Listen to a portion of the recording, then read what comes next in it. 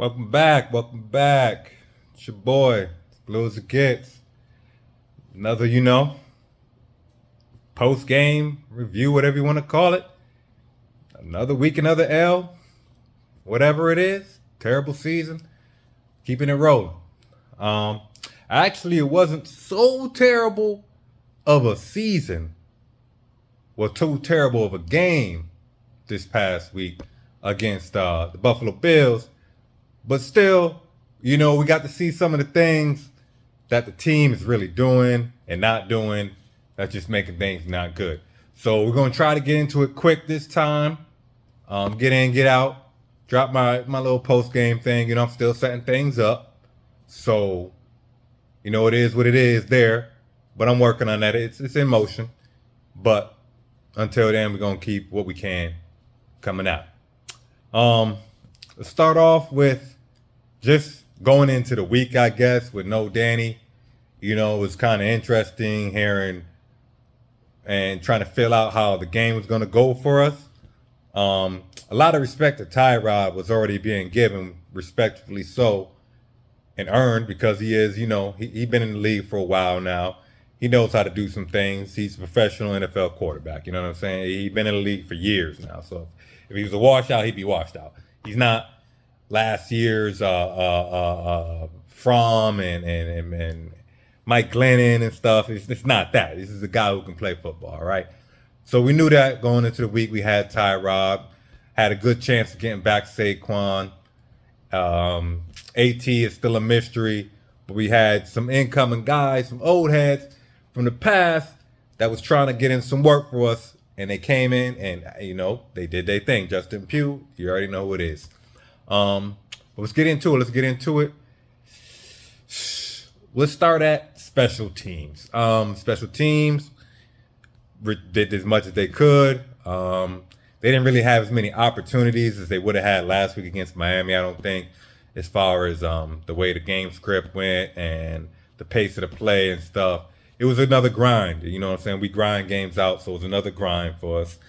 And, we had one or two field goal opportunities that were mayhaps missed at the end of halves that some might feel certain ways about, but we'll get into that as we go. I don't necessarily feel like, that was as big of a missed opportunity in the game as anything else, really.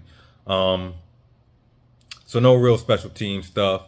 The low scoring game, so there wasn't much coverage. There wasn't punting, I guess, was good enough. No, we had a really good punt from Gillum, about 62 yards, something like that. I'm gonna check up and see where that is in the season as far as longest distance.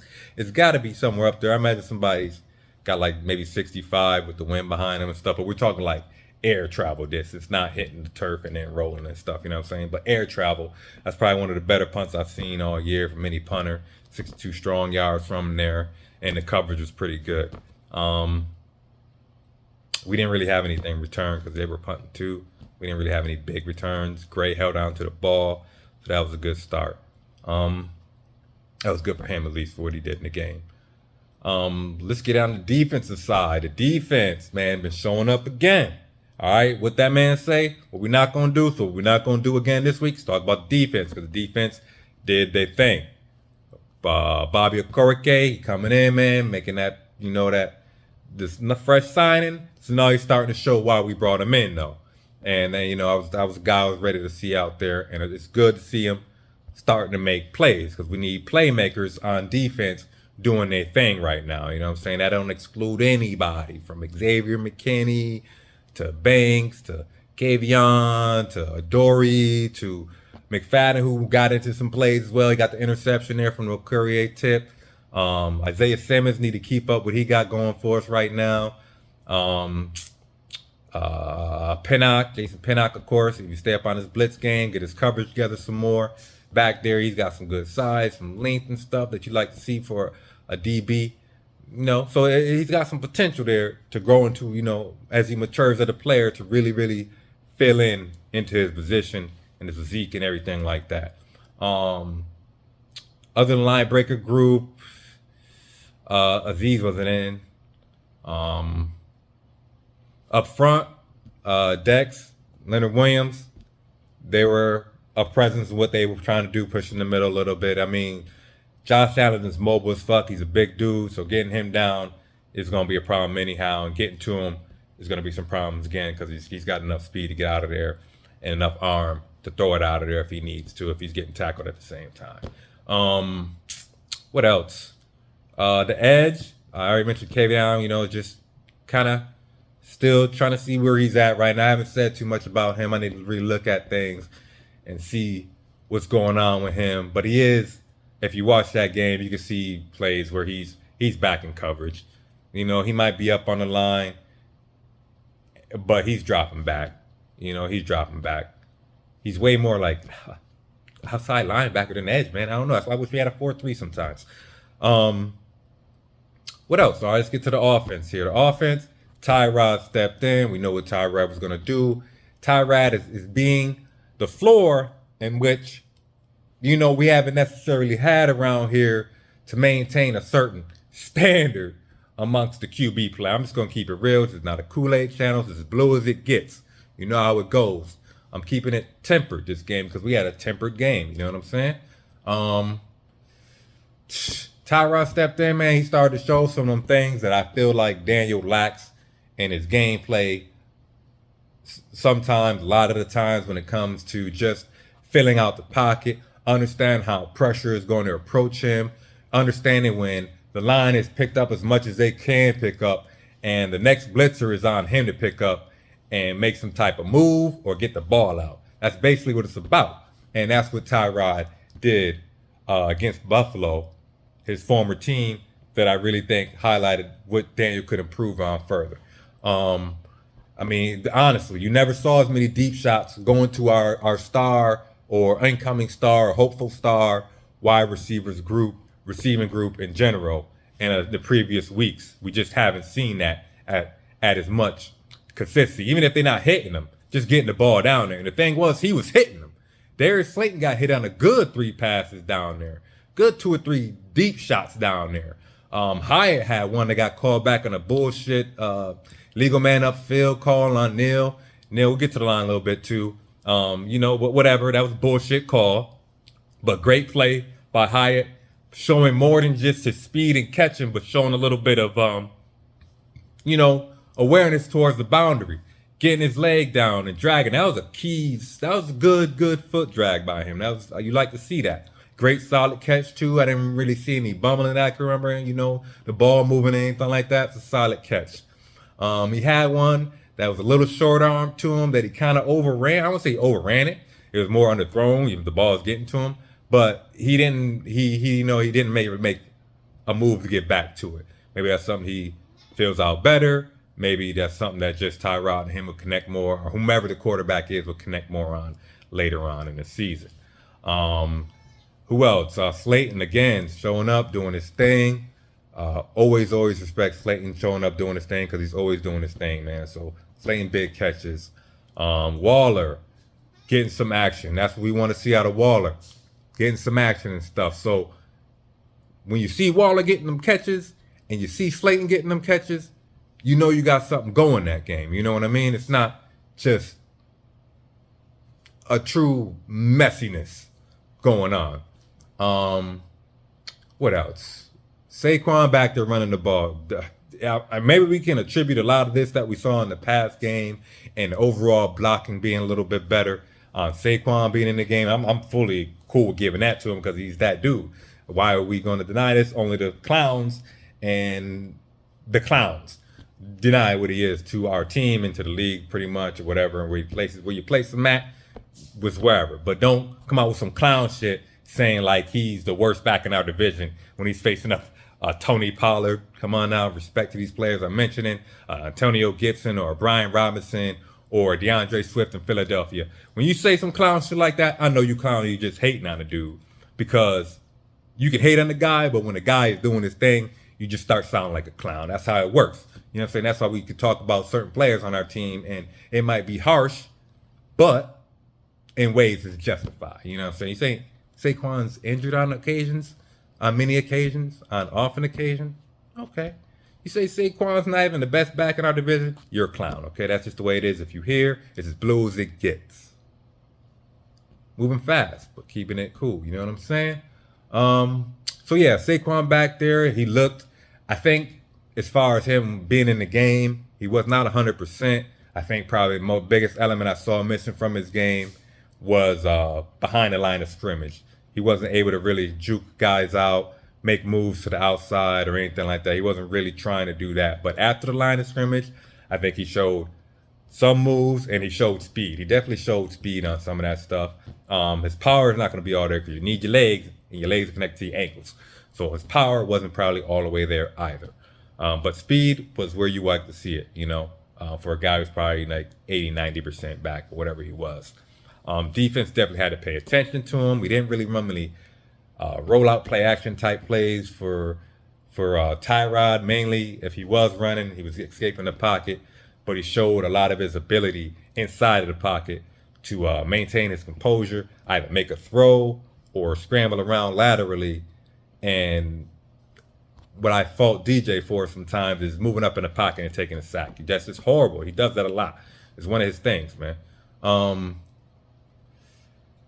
Let's see what else. The blocking was really, really on point.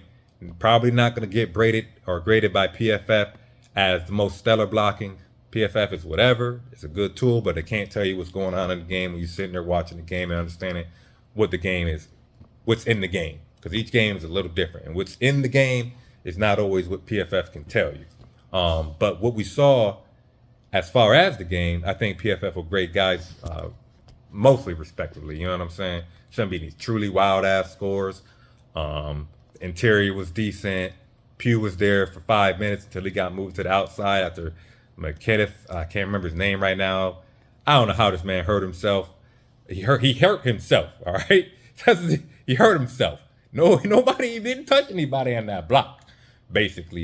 He touched him with his hands. His hands ain't his foot contusion stuff that's going on. I don't know how this man hurt himself. Toe thing, turf toe, maybe, whatever. Players get hurt, but wow. So that changed up really quick, and Pugh was kind of worrisome because the first couple snaps was like, oh boy, here we go. But I think he came together later on throughout the game as he got his legs under him, and the interior itself kind of adjusted to having to be there. And I think Neal held up on the right side well enough.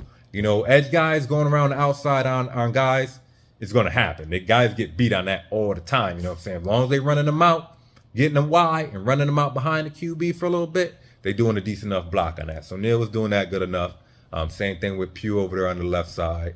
Neal has some good run blocking. His run blocking has always been okayish to goodish, so it's not really much seeing him. He's a big dude. If he can just get his weight forward and on the guys, he's going to push guys. It's when guys are coming at him that he doesn't really know how to establish his presence yet, and maybe that's something he develops further on as we go in the season, or the coaching changes, or the coaching start emphasizing this more. Whatever fucking happens, I don't know. I'm not paid to help these guys out. I like watching them, and I like giving my opinions and sharing some of my insight from watching them, watching football in general for a long time, but watching this team play week in and week out, and watching many, many other teams play football games. You feel me?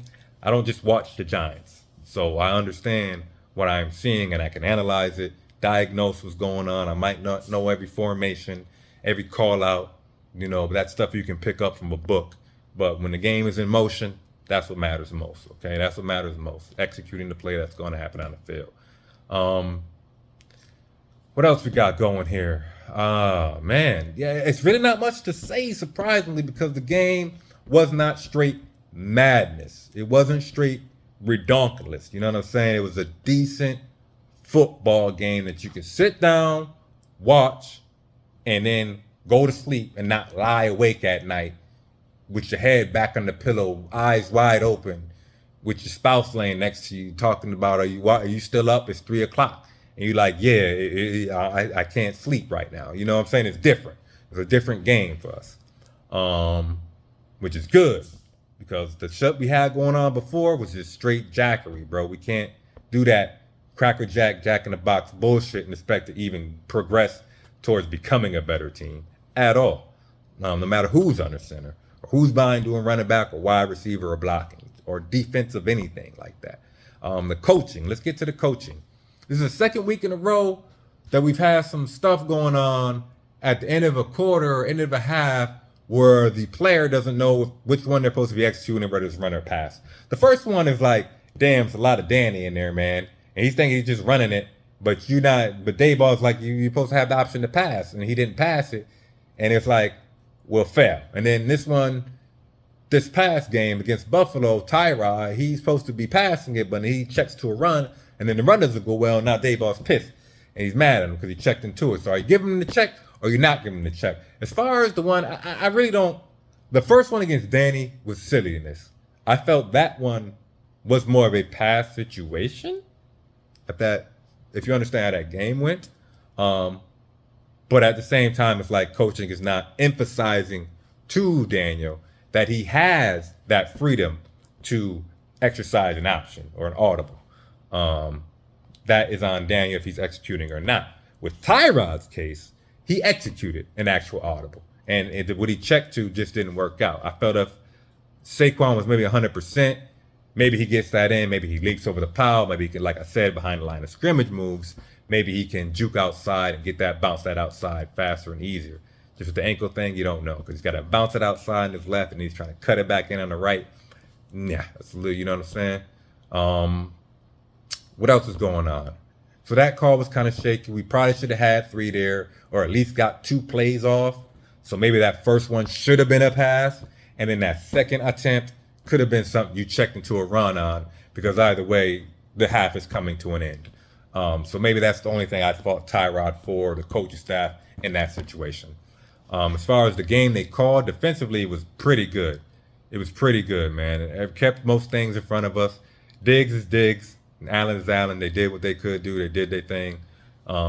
We didn't let somebody like Gabe Davis go too much crazy, and we didn't let somebody like Hardy go deep and just streak on us all game, because he's really dangerous. There's one guy I was worried about with his speed against us, but he didn't get into anything that I remember from the game. As far as the stopping the run, James Cook, he's an okay guy. He's still coming into his own. We did a good enough job there. The score is what the score was, and it wasn't outrageous. Let's see. What else is there? I think that's it. The coaching staff, offensively with Dayball and moving forward. I really have to see this team act like they got some sense coming out in the games like they did this past game. But now it's about at these end of these halves, we're still not scoring points. We still only had 6 points before halftime. That was only 3 more than what we were scoring before. What's fucking going on? You know what I'm saying? Bullshit. Please score more points. There's nothing else to say other than what Tyrod was doing to try to promote more points, because big plays lead to potential scoring drives. So if we hit a big play on the drive, that's a better chance of us scoring. Just the way the math works, so the analysis works, blah, blah, blah. What else we got? In the game situation, we'll get there because that was crucial. I think players that were involved had been involved throughout the game, so they were warmed up enough. You know, it wasn't like they were just coming in cold trying to make a play. So the people we went to who was involved in the play, I'm cool with that.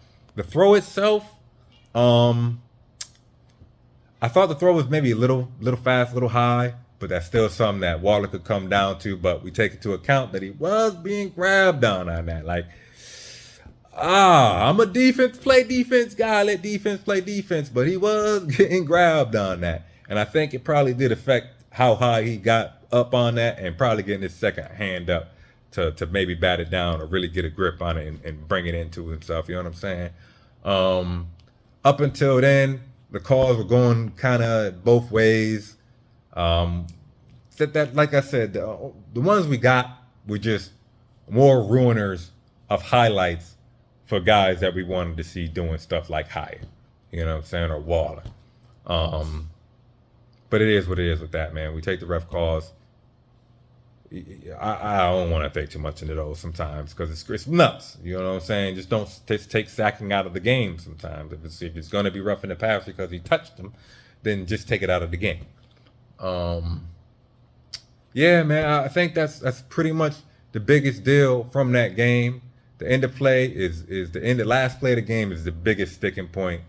But it's good that it's not because of some situation like a bad call, coaching, ran out of time, a fumble, interception if he's throwing it is whatever, but like a fumbled snap, just some fuckery.